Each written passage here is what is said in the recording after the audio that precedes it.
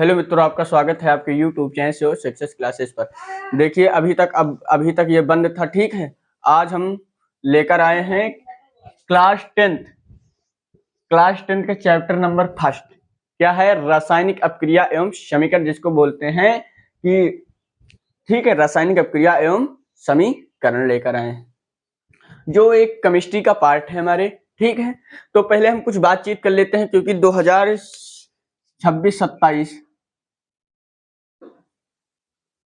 ये पहली क्लास है। आज से हम साइंस शुरुआत करने वाले हैं। और हमने क्या किया है कि 2000 आप देखे होंगे शायद हमारे चैनल में जाकर, नहीं देखे हैं तो जाकर देख लें। वहां पर हमने पूरी साइंस पढ़ा रखी है, आपको पूरी मिल जाएगी। ठीक है, प्लेलिस्ट हमने नहीं बनाई है, जल्दी हम प्लेलिस्ट अब नए सत्र से पढ़ाना स्टार्ट करेंगे। प्लेलिस्ट हम बना देंगे, क्योंकि हमारे भी एग्जाम थे। ठीक है, उसके बाद हमने मैथ भी पढ़ाई है, टीचर और भी थे तो हमने मैथ भी पढ़ाई है।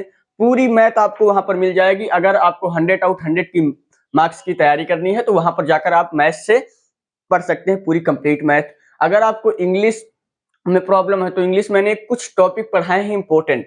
अगर आप वीडियो के नीचे कमेंट करेंगे कि भैया मुझे इंग्लिश जाननी है, सोशल साइंस जाननी है, मैंने हिंदी भी पढ़ाया है, मोस्ट इंपोर्टेंट पद्यांश भी हिंदी पढ़ाया है। अगर कहेंगे पूरी पढ़ाओ सारी सब्जेक्ट, तो मैं आपको सारी सब्जेक्ट पढ़ाऊंगा। ओके, आई होप कि आपको ये सब बात समझ में आई होगी। तो अब हम साइंस जानते हैं कि इसमें फिजिक्स का साइंस होती क्या है भाई, कितना क्या है, क्या पढ़ना है। हम लोग जो 9th में पढ़े अब साइंस में एकदम बेसिक से जानेंगे। ठीक है, आप स्टूडेंट, आप सब लोग इधर ध्यान देना। मैं आपको एकदम सरलता से समझाऊंगा, कोई भी लिख कर नहीं लाऊंगा कि आपको पढ़ दूं। ठीक है, मैं जो बोलूंगा वही लिखूंगा, जिससे आपको 100 आउट 100 की तैयारी। मैं एक भी क्लास मिस नहीं करूंगा, एक भी चैप्टर मिस नहीं करूंगा। जितना आपके सिलेबस में, पहले सिलेबस आज बताऊंगा, फिर उसके बाद पूरा पढ़ाऊंगा। ठीक है स्टूडेंट, अब देखना यहाँ पर तो क्या होता है विज्ञान, जिसको हम अंग्रेजी में आप सब लोग जानते हैं कि क्या बोलते हैं भैया, साइंस बोलते हैं, SCIENCE। ये 3 पार्टों में डिवाइड है, ध्यान देना। पहली है केमिस्ट्री, जिसको हम लोग बोलते हैं केमिस्ट्री। दूसरी है बायो, जिसको बोलते हैं जीव विज्ञान। एक है फिजिक्स, जिसको बोलते हैं भौतिक विज्ञान। ठीक है, इसको बोलते हैं रसायन विज्ञान। रसायन विज्ञान मैं ऐसा मानकर पढ़ा रहा हूं कि आप 9th क्लास में कुछ नहीं पढ़े हैं। बायो, इसको बोलते हैं जीव विज्ञान। फिजिक्स, इसको बोलते हैं भौतिक विज्ञान। भौतिक विज्ञान। स्टूडेंट, मैं ऐसा मानकर पढ़ा रहा हूं कि आपने कुछ नहीं पढ़ा है। अगर 9th का भी कोई पोर्शन आपको पढ़ना है, पहली बात 9th हमारे 10th से बिल्कुल अलग है स्टूडेंट। 9th का कोई भी मेजर पॉइंट 10th में नहीं मिलेगा, वो सीधा आपको डायरेक्ट 11 में मिलेगा, और 10th के पूरे पॉइंट 12th में। तो अब हम बात करते हैं विज्ञान। विज्ञान 3 भागों में है स्टूडेंट। एक है केमिस्ट्री, जिसको रसायन विज्ञान बोलते हैं। दूसरी है जीव विज्ञान, जिसको बायोलॉजी बोलते हैं। ठीक है, एक है फिजिक्स, जिसको भौतिक विज्ञान बोलते हैं। अब भाई रसायन विज्ञान क्या है? भाई रसायन विज्ञान है क्या? ठीक है, तो रसायन विज्ञान के बारे में हम जानकारी लेंगे कि रसायन विज्ञान क्या, जिसमें हम औषधियों के बारे में अध्ययन करते हैं, पदार्थ के बारे में, उनके गुणों के बारे में, इत्यादि के बारे में। ठीक है, और दवाइयों के बारे में अध्ययन करते हैं, वो हमारी क्या है, रसायन केमिस्ट्री। ये भी 2 प्रकार की होती है, ये भी कुछ प्रकार है, लेकिन हम यहाँ पर वो डिस्कस नहीं करेंगे स्टूडेंट। हम क्लास 10 की साइंस की तरह ही डिस्कस करेंगे। ठीक है, तो बायोलॉजी क्या है, जिसमें हम जीव के बारे में, मनुष्य के जीव के बारे में वर्णन करेंगे। श्वसन, सांस कैसे लेता है, हृदय के बारे में, मतलब जो भी शरीर की जैसी अन्य प्रक्रियाएं हैं उनके बारे में अध्ययन करेंगे, वो हम जीव विज्ञान में करेंगे।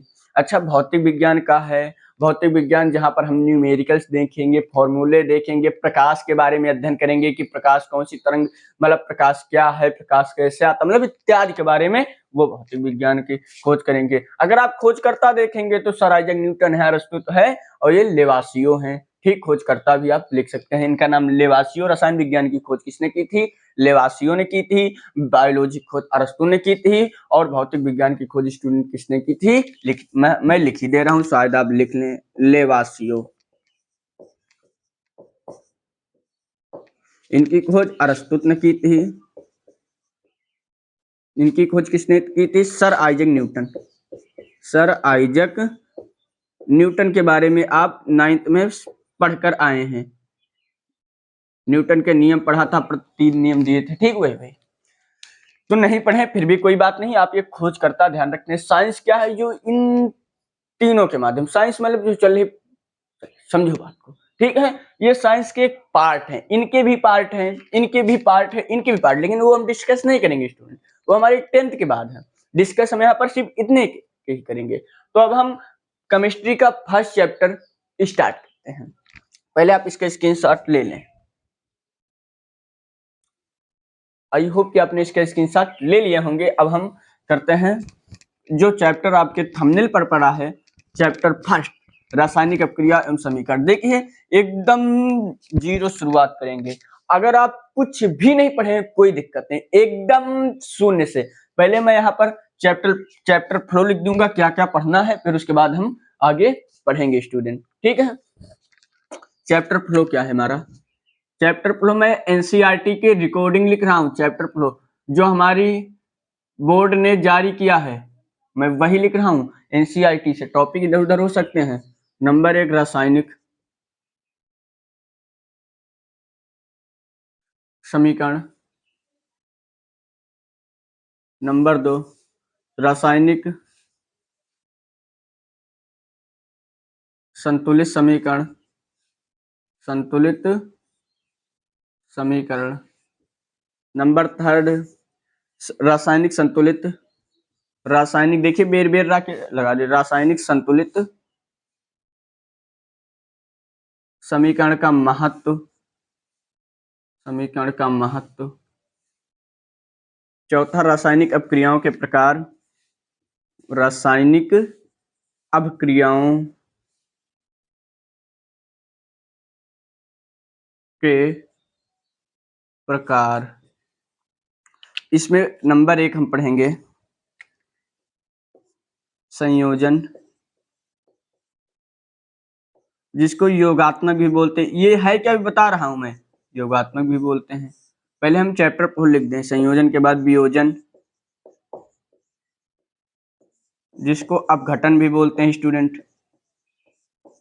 ये होती हैं 2 प्रकार की, 3 प्रकार की, सॉरी। तो इसके बारे में हम आगे डिस्कस करेंगे, ठीक है। पहले चैप्टर को लिखते हैं। विस्थापन हो गई, एक हो गई विस्थापन को प्रतिस्थापन बोलते हैं। एक हो गई द्विस्थापन।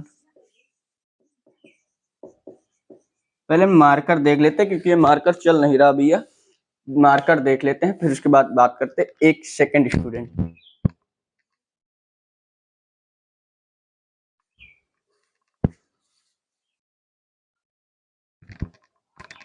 चलिए स्टूडेंट, मार्कर ही कहीं मिल नहीं रहा, चलिए हम इसी वाले से काम चला लेते हैं।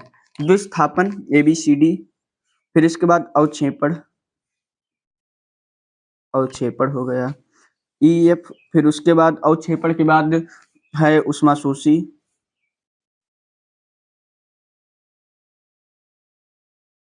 PFG, फिर ऊष्माक्षेपी। आशा कर रहे हैं कि बोर्ड में आता होगा। ऊष्माक्षेपी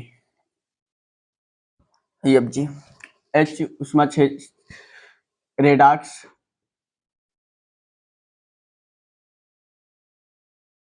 पूरी ABCD लिख दे रहे हैं। रेडॉक्स, रेडॉक्स में एक आता है उपचयन, अपचयन, फिर उसके बाद विकृत गंधिता, विकृत गंधिता, फिर उसके बाद संक्षारण। बस आपका पूरा चैप्टर फ्लो फिनिश्ड। आपको इस पूरे चैप्टर में इतने ही टॉपिक पढ़ने हैं, अगर आपको एनसीईआरटी बुक से देखा जाए तो, क्योंकि मैं न्यू एनसीईआरटी के अकॉर्डिंग पढ़ा रहा हूँ स्टूडेंट। जो 2026-27 में 25-26 की थी वही से लागू किया गया, 26-27 में वही सिलेबस होगा। जाहिर सी बात एकदम सेम टू सेम वही सिलेबस होगा, 1-2% भी चेंज नहीं होगा, ठीक है।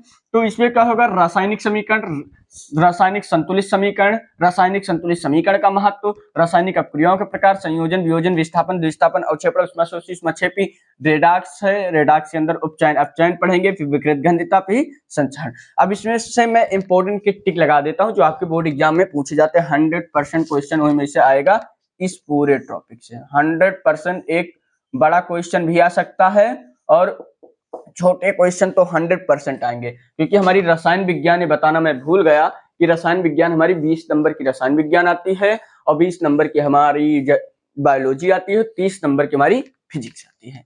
ठीक है, तो ये मोस्ट इंपोर्टेंट है। और स्टूडेंट ये बहुत ही ज्यादा इंपॉर्टेंट, बहुत ज्यादा इंपॉर्टेंट, 100%। ये भी इंपॉर्टेंट है, ये भी इंपॉर्टेंट है, ये भी इंपॉर्टेंट है, ये भी इंपॉर्टेंट है। बस इसके बाहर से क्वेश्चन बनने के थोड़े कम चांस रहते हैं स्टूडेंट, लेकिन ये मान कर चलिए आपको अगर 100 में 99% अगर क्वेश्चन आएगा तो 1 2 3 4 5 इस 6 टॉपिक से ही आएगा, इनके बाहर नहीं आएगा। लेकिन फिर भी हम शुरुआत कर रहे हैं तो हमें एकदम बेसिक से ही पढ़ना है, एकदम बेसिक से पढ़ना है। हमें मार्कर मिल गए स्टूडेंट, ला रहे हैं।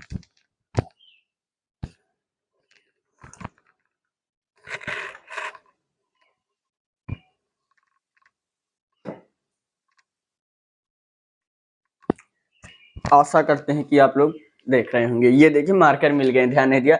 देखिए अवक्षेपण के बाद मैं इधर लिख रहा हूं, अवक्षेपण के बाद है उष्मा शोषी। जी ठीक है, उष्मा छिपी। देखिए वीडियो क्लियर ना आती हो मैं मान रहा हूं, क्योंकि हमारे पास असुविधा है, सुविधा की कमी है जिसको बोलते हैं असुविधा। ठीक है, इसके लिए मैं माफी चाहूंगा स्टूडेंट।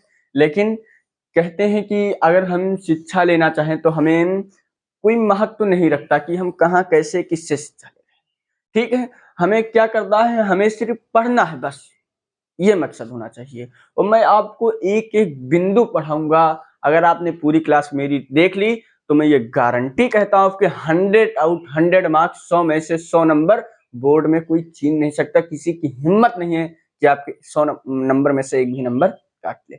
अब हम इस एक एक टॉपिक को लेकर निपटाते चलेंगे। आज तो पूरा नहीं हो पाएगा क्योंकि चैप्टर लेंथी है स्टूडेंट। ठीक है, चैप्टर लेंथी है, हमारे पास टाइम की थोड़ी कमी है क्योंकि और भी पढ़ाना है। तो इसीलिए हम एक एक टॉपिक लेकर निपटाते हैं, बढ़िया सा समझाते हैं। अगर ना समझ में आए, कहीं पर कोई दिक्कत हो तो कमेंट जरूर करना स्टूडेंट।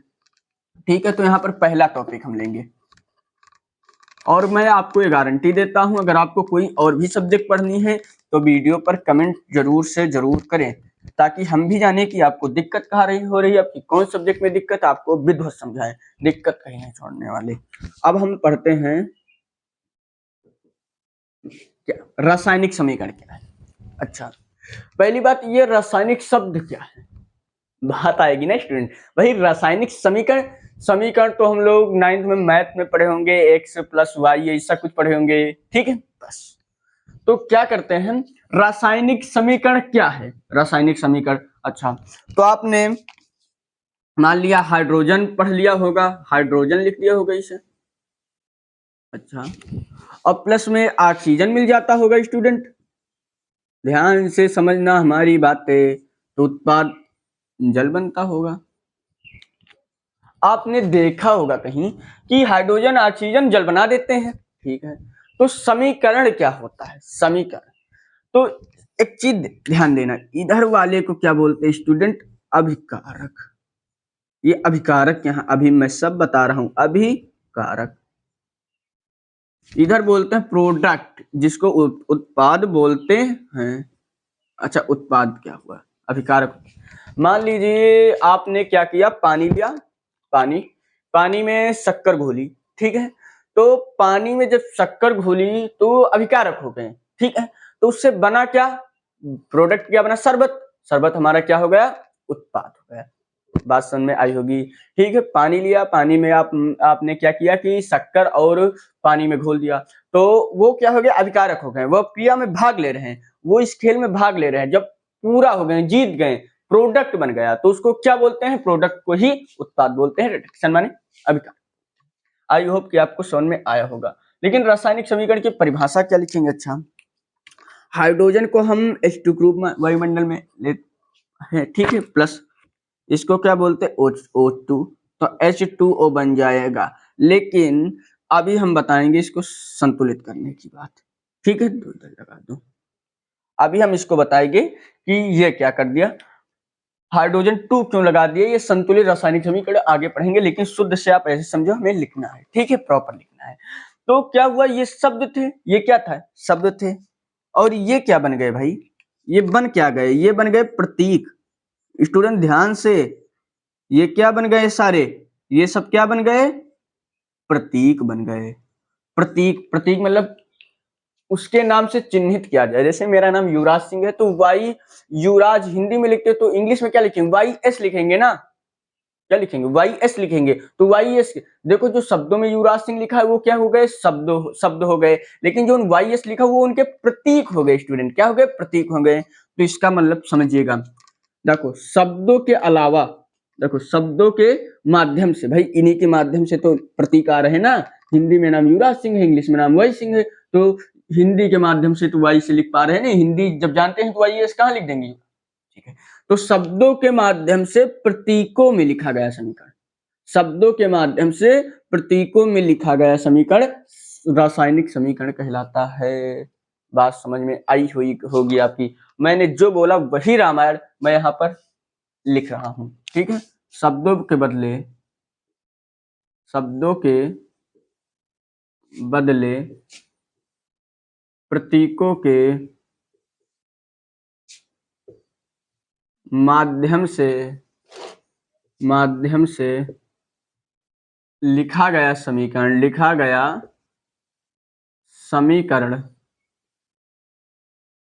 गया शायद धरना तो लिखा गया समीकरण क्या कहलाता है स्टूडेंट, रासायनिक समीकरण कहलाता है। रासायनिक समीकरण कहलाता, एकदम आराम से पढ़ा रहा हूं, नहीं मैंने पूरी बुक पढ़ा रखी है, ठीक है।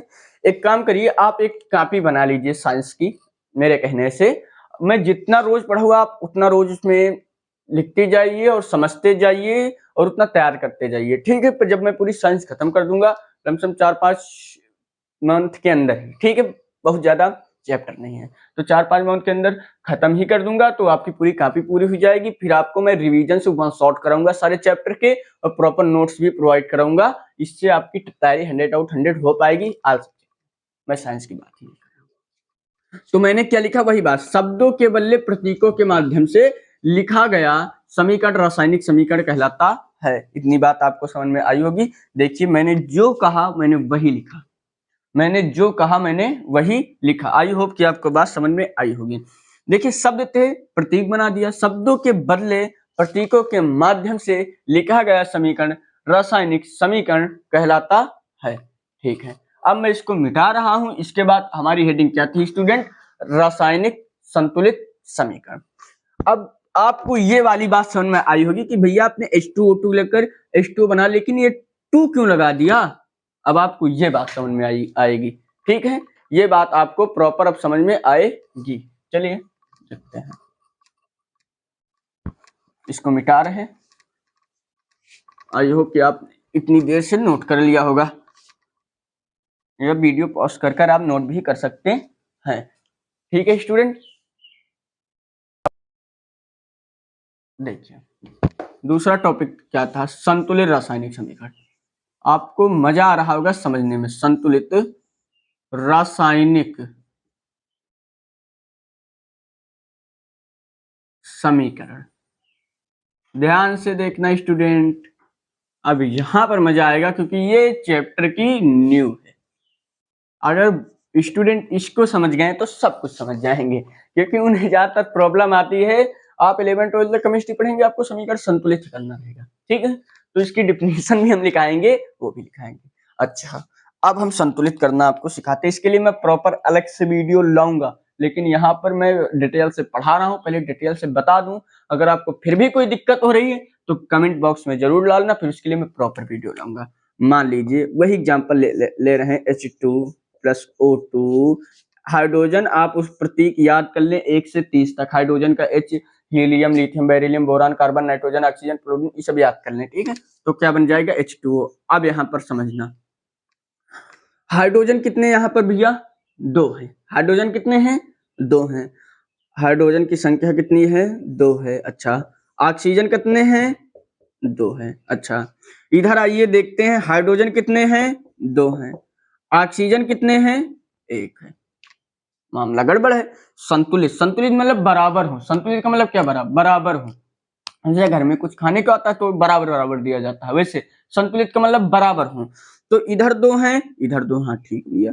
इधर 2 है लेकिन इधर 1 है, तो इधर 1 करने के लिए क्या किया जाए? इधर हम 2 कर दें, इधर भी 2 आ जाएगा, इधर भी 2 आ जाएगा, ठीक है। इधर 2 कर दिया, समझ में आई बात?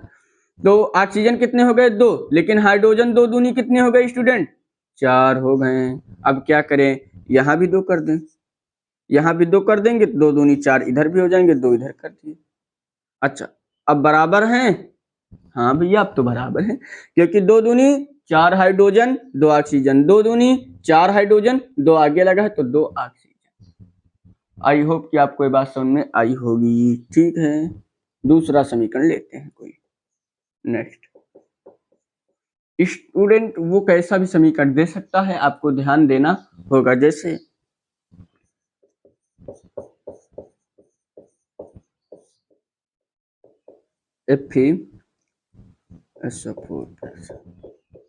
आप कहेंगे भैया इसको संतुलित करना है, इसमें ये संतुलित है, ये क्या है? संतुलित है, ठीक है। तो ये क्या है? संतुलित समीकरण है। इसके लिए मैं प्रॉपर आपको एक अलग से वीडियो लाऊंगा। आज हमारे पास टाइम की थोड़ी शॉर्टकट है, इसलिए मैं इसकी परिभाषा लिखाकर तुरंत आपको क्लास से फ्री कर रहा हूँ, ठीक है। अर्जेंट मुझे कहीं जाना है, फिर उसके बाद हम आपको प्रॉपर इसको बना देंगे। ऐसा समीकरण क्या है, मैं हर टाइप का आपको समीकरण सिखाना चाह रहा हूँ, कैसा संतुलित है, फिर नहीं होगा, ठीक, इत्यादि के बारे में। देखिए F इधर 1 है, इधर 1 है, SO4 4 है, 4 है, CU है, CU, तो ये संतुलित है। तो ये क्या होगा? इधर वाले को क्या बोलते हैं स्टूडेंट? अभिकारक बोलते हैं। क्या बोलते हैं? अभिकारक बोलते हैं, सदैव याद रखना। इधर वाले को उत्पाद बोलते हैं। अच्छा, तो क्या लिखेंगे? ऐसा समीकरण जिसके अभिकारक और उत्पाद के परमाणुओं या अणुओं की संख्या बराबर हो, उसको हम क्या बोलते हैं? परमाणु। मतलब इसके जितने मोल हैं इसको मोल बोलते हैं। हाइड्रोजन कितने मोल लिए आपने? 2 मोल लिए, तो इसको क्या बोलते हैं? मोल बोलेंगे, ठीक है। तो क्या बोलेंगे अभिकारक तथा उत्पाद के संख्याएं जो हम बराबर हो। ऐसा भी देहाती भाषा में बोल सकते हैं कि अभिकारक और उत्पाद की संख्या बराबर हो तो संतुलित रासायनिक समीकरण है। लिखो, ऐसा समीकरण, ऐसा समीकरण जिसकी अभिकारक तथा, नहीं उधर नहीं आएगा, ऐसे जिसके अभिकारक तथा उत्पाद, जिसके अभिकारक तथा उत्पाद में अणु या परमाणुओं की संख्या इक्वल हो, बराबर की संख्या बराबर हो, उसे संतुलित रासायनिक समीकरण कहते हैं, ठीक है। तो हमने इसको लिख लिया, संतुलित रासायनिक समीकरण है जिसके क्या हो, परमाणु अणु की संख्या बराबर हो, धूमता की संख्या बराबर, जो भी आप कहें। अब अभिकारक की परिभाषा लिख लेते हैं स्टूडेंट, जान लेते हैं कि अभिकारक है क्या। नहीं, आप लोग कहेंगे भैया आपने अभिकारक नहीं बताया, तो हमने कहा हम बता ही देते हैं परिभाषा। देखिए बुक में अलग अलग तरह की परिभाषाएं लिखी होती हैं, बहुत बड़ी बड़ी परिभाषा दे लेते हैं कई लोग भी। मैंने देखा है कि स्टूडेंट को बहुत ही हार्ड और बहुत ही बड़ी परिभाषाएं लिखाते हैं, तो मेरा ऐसा मतलब नहीं होगा स्टूडेंट। मैं आपको जो रामायण यहाँ पर लिखाऊंगा वो आपको 2 या 3 लाइन से परिभाषा याद करनी पड़े, मतलब याद नहीं, समझनी पड़ेगी। और आप इतना भी लिखेंगे तो कोई एक भी, एक नंबर की बात छोड़ो, आधा नंबर भी आपका नहीं, ठीक है। तो अभिकारक क्या है? मोबाइल में भैया फोन आ रहा है, चलिए कोई बात नहीं। अभिकारक क्या है? जो या अपक्रिया जो रासायनिक अपक्रिया में भाग लेते हैं, लिखेंगे जो रासायनिक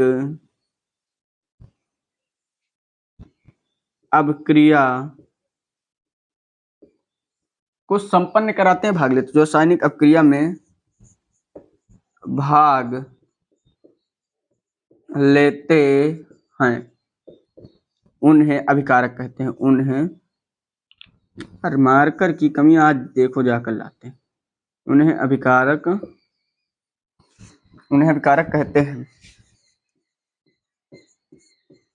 अच्छा, उत्पाद क्या होता है भैया? देखिए, जगह अगर दिखाई पड़ रहा होगा तो आपको आशा करते नहीं, हम इसको रिकैप तो हम कराते हैं, आप जानते होंगे। उत्पाद क्या है?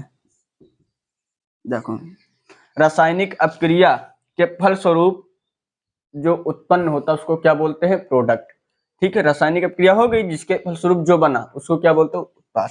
रासायनिक अपक्रिया के फलस्वरूप बने उत्पाद को बने पदार्थ को उत्पाद कहते हैं। रासायनिक अपक्रिया के फलस्वरूप, देखिए याद आपको नहीं करना। देखिए मैं किसी तरह मैं याद नहीं कर रहा हूँ, मैं बनाकर इसे देखकर लिख रहा हूँ, इसे आपको समझाने की कोशिश कर रहा हूँ स्टूडेंट।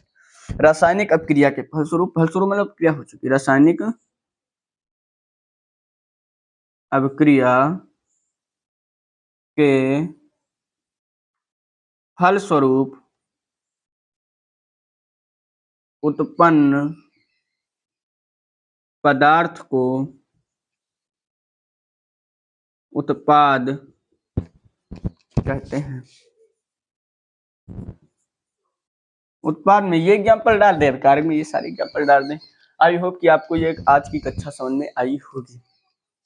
चलिए स्टूडेंट, आज की क्लास हमारी, जिसको कक्षा बोलते हैं हिंदी में, यहीं तक थी।